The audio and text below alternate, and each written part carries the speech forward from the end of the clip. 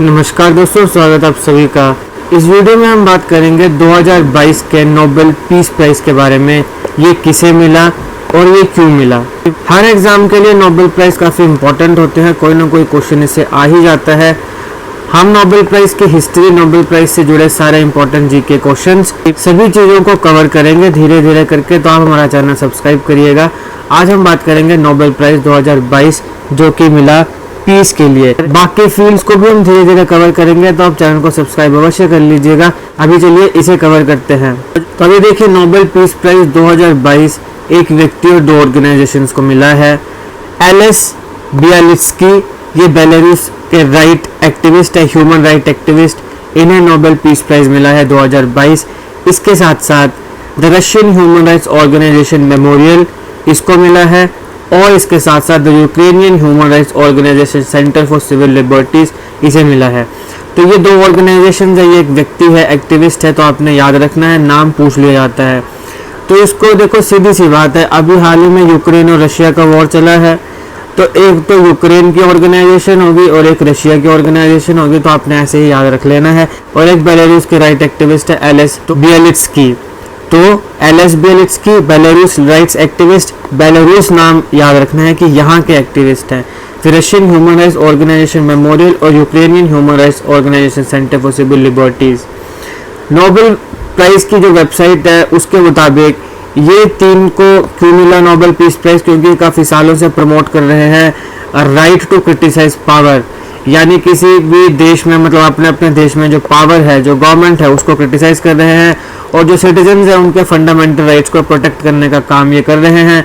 They have made an outstanding effort to document war crimes, कि युद्ध में जो क्राइम होता है, जो है ना, क्योंकि देखो जैसे हम युद्ध की बात करते हैं तो हमारा होता है कि जैसे अब यूक्रेन और रशिया का वॉर है तो आर्मीज लड़ें, लेकिन अगर जो सिविलियंस है उनके ऊपर हमला होता है तो फिर हम उसको वार क्राइम्स मानते हैं। तो वार क्राइम्स को डॉक्यूमेंट कर रहे हैं, ये इनका आउटस्टैंडिंग एफर्ट है टू डॉक्यूमेंट वार क्राइम्स। फिर ह्यूमन राइट एब्यूजेस अलग अलग प्रकार के, और फिर एब्यूज ऑफ पावर, खासकर जो आपके पास गवर्नमेंट्स है उसके द्वारा जो अपनी पावर को एब्यूज किया जा रहा है, तो उसको डॉक्यूमेंट करना। इन्होंने डेमोन्स्ट्रेट किया है मिलके सिग्निफिकेंस जो है सिविल सोसाइटी के लिए, पीस और डेमोक्रेसी की।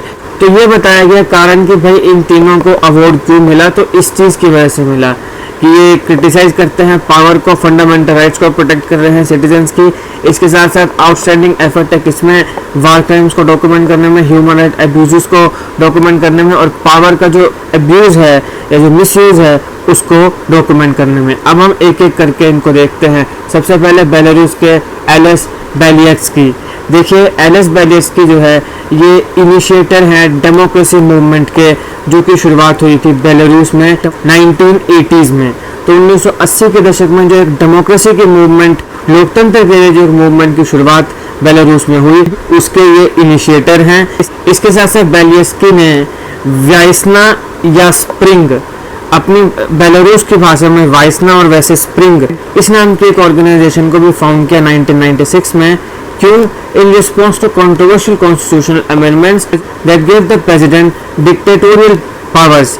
तो कई बार जो डिक्टेटर बन जाते हैं, मतलब कि कोई कुछ ऐसी पावर्स जिससे जो प्रेसिडेंट है वो बहुत ही ज़्यादा पावरफुल बन जाएगा, जो मन चाहे वो करे। जैसे हिटलर को क्या बोला जाता है, डिक्टेटर, जो मन कर रहा है वो कर रहा है। तो उसी प्रकार से कुछ कॉन्स्टिट्यूशन अमेंडमेंट्स 1996 में बेलारूस में आई, जिसने प्रेसिडेंट को डिक्टेटोरियल पावर्स को दिया।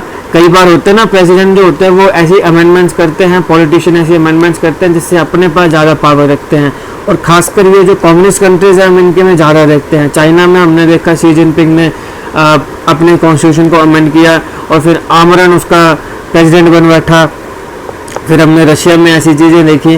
तो इस प्रकार के जो डिक्टेटोरियल पावर्स अपने पास रखते हैं प्रेसिडेंट, तो उसके खिलाफ यही एलेस बियालित्स्की हैं जिन्होंने वाइसना या स्प्रिंग नाम की जो ऑर्गेनाइजेशन है उसको बनाया 1996 में। अब इनको 3 साल के लिए इम्प्रिजन भी किया गया है, जेल में भी रखा गया है। 2020 में ये 3 लोगों को आपके पास स्वीडिश राइट लिवलीहुड फाउंडेशन के द्वारा एक पुरस्कार दिया गया, राइट लिवलीहुड अवार्ड। 3 रेसिपिएंट्स में से एक ये एलेस बियालित्स्की भी थे। स्वीडिश राइट लिवलीहुड फाउंडेशन के द्वारा जो राइट लिवलीहुड अवार्ड दिया जाता है RLA, इसको अल्टरनेटिव नोबेल भी कहा जाता है। तो ये भी पूछा जा सकता है कि निम्नलिखित में से बताओ किस पुरस्कार को अल्टरनेटिव नोबेल कहा जाता है। तो राइट लिवलीहुड अवार्ड, इसको भी ध्यान में रखिएगा। तो ये पुरस्कार भी एलिस बेलियत्स्की को मिल चुका है 2020 में। अब हम बात करते हैं Russian human rights organisation Memorial कि इसको क्यों ये पुरस्कार मिला। देखिए, Russian human rights organisation Memorial इसको इस्टेब्लिश किया था 1987 में, और ये ह्यूमन राइट एक्टिविस्ट जो है ये फॉर्मर सोवियत यूनियन, अब देखो जो रशिया है वो पहले सोवियत यूनियन हुआ करता था, उसके बाद 1991 में इसका विघटन हो गया और फिर इससे कुछ देश आज़ाद हो गए। तो रशिया जो मेन था सोवियत यूनियन वो रशिया बन गया, बाकी यूक्रेन वगैरह जो थे वो अलग हो गए।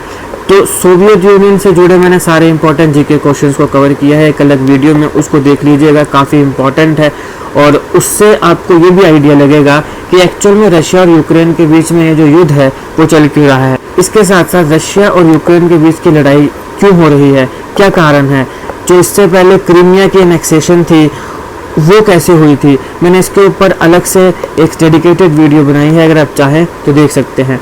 इसके साथ साथ यूक्रेन के ऊपर मैंने एक डेडिकेटेड वीडियो बनाई है जहाँ पे मैंने यूक्रेन से जुड़े सारे इंपॉर्टेंट फैक्ट्स को कवर किया है, कितना ब्यूटीफुल ये कंट्री है, या यूँ कहो था क्योंकि अब तो बहुत ज़्यादा डिस्ट्रॉय हो चुका है, और जीके पर्सपेक्टिव से यहाँ पे क्या क्या चीज़ें थी जो हमें पता होनी चाहिए। तो ये मैंने सब कवर किया है, सारों के लिंक आपको डिस्क्रिप्शन में मिल जाएंगे, एक बार आपने डिस्क्रिप्शन को चेक कर लेना है। तो दोबारा यहाँ पर आइए कि Russian human rights organisation Memorial 1987 में इसको इस्टेब्लिश किया गया था। अब मैंने आपको बताया कि सोवियत यूनियन का विघटन कब हुआ, 1991 में, तो इसका मतलब है कि उस समय सोवियत यूनियन ही थी, रशिया या फिर जो बाकी कंट्रीज थे वो अलग नहीं हुए थे, तब इसकी स्थापना हुई थी 1987 में। तो सोवियत यूनियन में यहाँ पर थी कम्युनिस्ट रिजीम, आप जानते हैं कि ये कम्युनिस्ट कंट्रीज है, रशिया कम्युनिस्ट कंट्री है, चाइना कम्युनिस्ट कंट्री है। तो ये जो सोवियत यूनियन है इसमें जो कम्युनिस्ट रिजीम है, रिजीम का मतलब होता है कि राज्य, मतलब जो उस समय जो गवर्नमेंट में है, पावर में, तो कम्युनिस्ट रिजीम जो है उसके द्वारा जिन लोगों के ऊपर ऑपरेशन किया जा रहा है, दबाया जा रहा है। अब देखो जैसे कि स्टालिन था, तो कहा जाता है कि मॉस्को की सड़कों में कई मंगोलियंस को मारा गया। इस प्रकार से अलग अलग जो भी डेमोक्रेसी के लिए बात उठाएगा उसको ओप्रेस किया जाएगा। यही रशिया में होता है, यही चाइना में हो रहा है, और चाइना में तो हम उइगर मुस्लिम्स का भी केस देख रहे हैं। तो रशिया में जो ऑपरेशन हो रहा है, वो जो विक्टिम्स हैं उनको कभी भी भुलाया ना जाए, इसके लिए ये जो ह्यूमन राइट एक्टिविस्ट है इन्होंने Russian human right organisation Memorial को बनाया, ताकि उन जो विक्टिम्स हैं उनको याद रखा जाए। याद रखा जाएगा, उससे क्या होगा, पता चलेगा कि ये है हमारी जो कम्युनिस्ट रजीम है, वो ये है, वो ऐसा काम करती है, ऐसे ऑपरेशन करती है।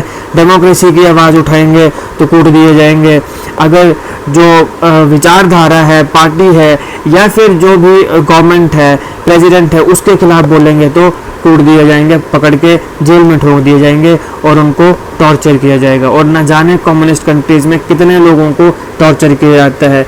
इसलिए अपनी धरती को चुनिए, अपनी धरती को बांधिए कि हम भारत जैसे लोकतांत्रिक देश में हैं, जहाँ पे हम ओपनली अपनी बात को कह सकते हैं, और सिर्फ अपनी बात को कहने के लिए हमें जेल में नहीं जाना पड़ेगा। हालांकि हमारे यहाँ पे आर्टिकल 19 जो फ्रीडम ऑफ एक्सप्रेशन है, तो उसमें कुछ ना कुछ रिस्ट्रिक्शंस भी हैं, लेकिन फिर भी ऐसा नहीं है कि प्राइम मिनिस्टर या प्रेसिडेंट को हमने क्रिटिसाइज़ किया तो पकड़ के जेल में डाल दिया जाएगा, किसी व्यक्ति को क्रिटिसाइज़ किया तो जेल में डाल दिया जाएगा।